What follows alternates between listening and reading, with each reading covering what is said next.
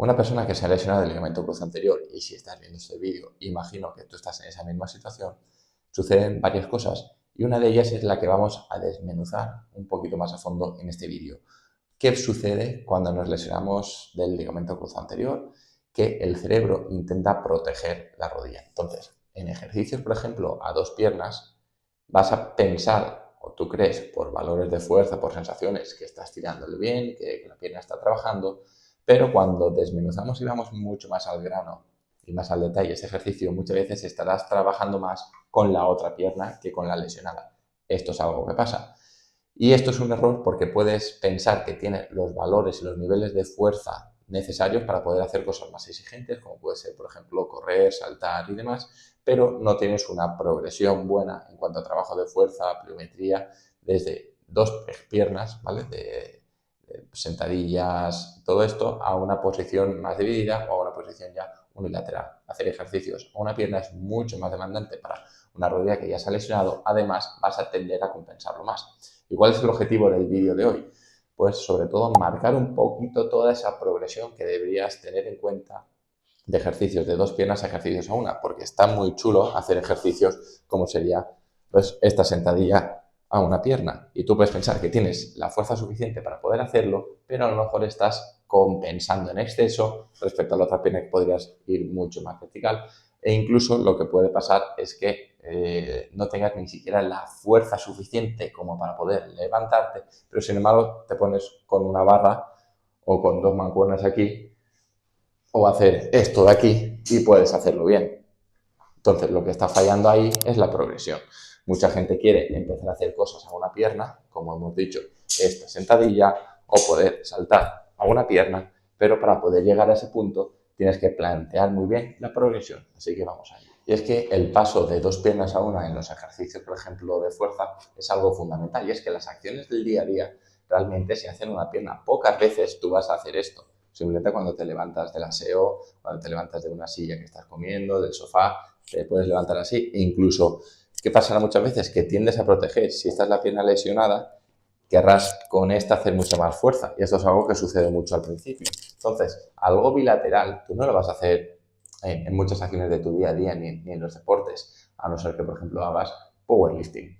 Pero, por ejemplo, bajar escaleras o caminar, tú apoyas una pierna, apoyas con la otra. Si vas caminando, lo mismo, una pierna, haces una transición de fase en el que pasas de una pierna a otra. Entonces, tú estás yendo a una pierna, no puedes quedarte en ese planteamiento siempre de dos piernas, dos piernas, dos piernas, sino que debemos ir progresándolo. Y esta progresión es clave en tu trabajo de fuerza para poder recuperarte bien. Ya hemos hablado también en otros vídeos de que no solo tenemos que centrarnos en arriba, abajo, adelante, atrás, sino que tenemos también pues, distintos planos, que podemos también pues, girar y dar ahí el plano transversal. Lo mismo sería con los saltos y con la carrera, pero hoy nos vamos a centrar principalmente en esa progresión de fuerza, de trabajo de dos piernas a una. ¿Por qué?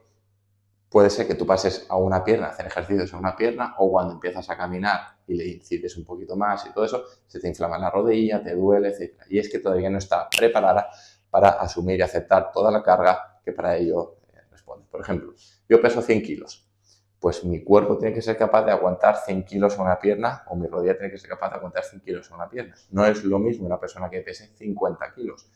Va a tener mucha menos carga y mucho menos estrés de articulación. En mi caso, pues voy a tener que tener una musculatura que sea capaz de absorber y de distribuir la carga mucho mejor que esa persona, por ejemplo, que pesaba 50 kilos. Por eso, si conoces a alguien que es muy chiquitín, o sobre todo pues las chicas que puedan medir unos 50 y poco y que pesen 40 y pico, 50 kilos, muchas veces la rehabilitación en fases tempranas, como no requieren de tantos niveles de fuerza, va muy, muy rápido. Sin embargo, esto no quiere decir que no tengas todavía déficits que cumplir. Y es que para los ejercicios a dos piernas, por ejemplo, tendríamos esta sentadilla donde vamos a ir ganando fuerza poco a poco.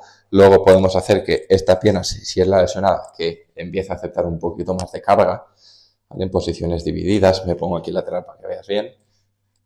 Antes de empezar a hacer, por ejemplo, ejercicios a una pierna, que sería ya pues mucho más exigente. Todo esto en cuanto al patrón, por ejemplo, más dominante de rodilla. No puedes pasar a hacer sentadillas a una pierna si no eres capaz de hacer sentadillas asimétricas con carga y con buenas sensaciones. Sobre todo en mi caso, sabiendo yo lo que peso, hacer una sentadilla de una pierna va a suponer mucho más que para una persona que pesa 50 kilos. Entonces yo voy a tener, o una persona como yo tendrá que coger una carga externa interesante en posiciones asimétricas para poder responder adecuadamente a una pierna. Y esto es algo que yo tengo en cuenta en toda la gente que les llevo la rehabilitación a nivel online. No va a ser lo mismo una persona de 50 o 60 kilos que el que pesa 90 o 100 kilos. El tipo de ejercicios pues, va a verse modificado.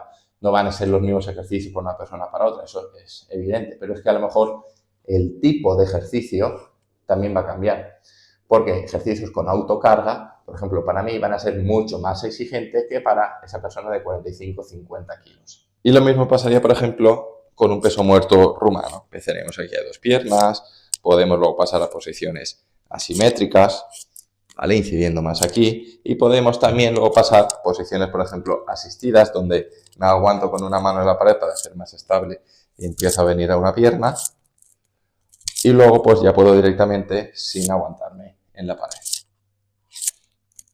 Entonces, lo que es aguantar una pierna, ¿vale? Porque esto es un error que veo mucho, es que la gente pasa de estar caminando con muletas, se quita las muletas y se empieza a subir encima de un bosu.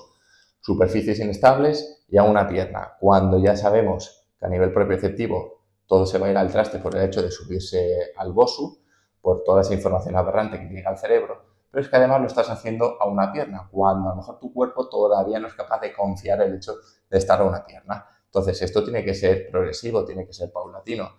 Incluso el propio estrés que le damos a la plastia, a la rodilla en sí, a una pierna va a ser mucho mayor, por lo que tendremos que ir con calma. Y lo mismo pasará con el salto.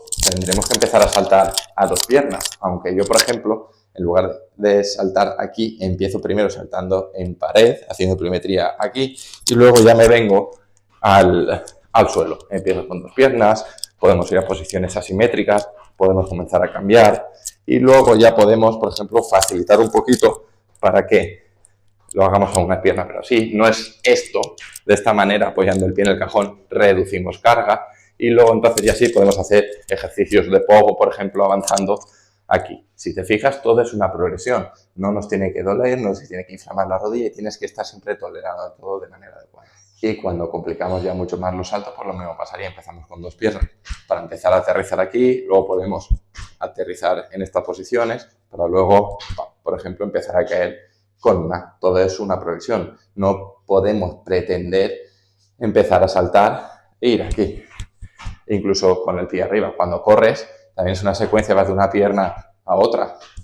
Entonces tú necesitas buenos niveles de fuerza, buena distribución de todas las fuerzas, que se reparta bien por todos los músculos, que el sóleo, que el Aquiles esté fuerte, que tu cuádriceps acepte bien carga y que tengas una cadena posterior potente para que te ayude a avanzar y que no tengas que estar compensando mucho el movimiento. Entonces, esto es clave. Primero tendrás que dominar las bases antes de irte a ejercicios chulos que verás por Instagram a una pierna haciendo un circo. Por tanto, espero que este vídeo te haya ayudado, que sepas que hay que respetar una progresión de cargas, hay que respetar una progresión en cuanto a ejercicios.